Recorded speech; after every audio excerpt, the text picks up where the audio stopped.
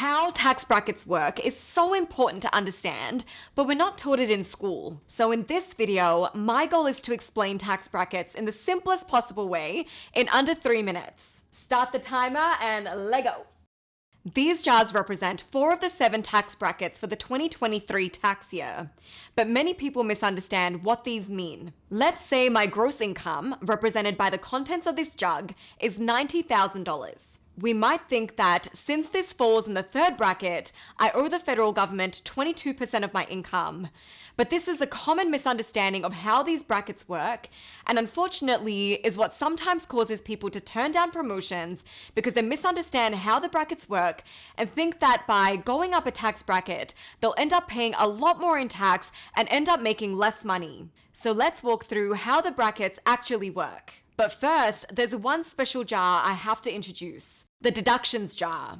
The deductions jar is for money which is not subject to taxes. We love this jar. The government allows single filers to deduct $13,850 from their gross income as a standard deduction.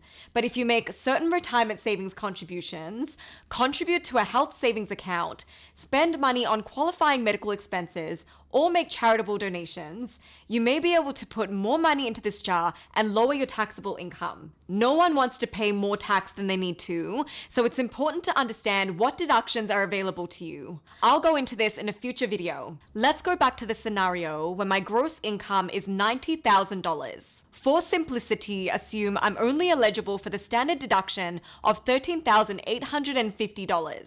This amount would go into the deductions jar, reducing my taxable income. With the $76,150 left over, we start filling up the other jars in order. The first jar has room for $11,000, and so I'll pay 10% tax on this money. Then I'll pay 12% tax on the money that falls into the next jar, and then 22% tax on the money that falls into the next jar. This is known as the progressive tax system, meaning the more you earn, the more tax you pay.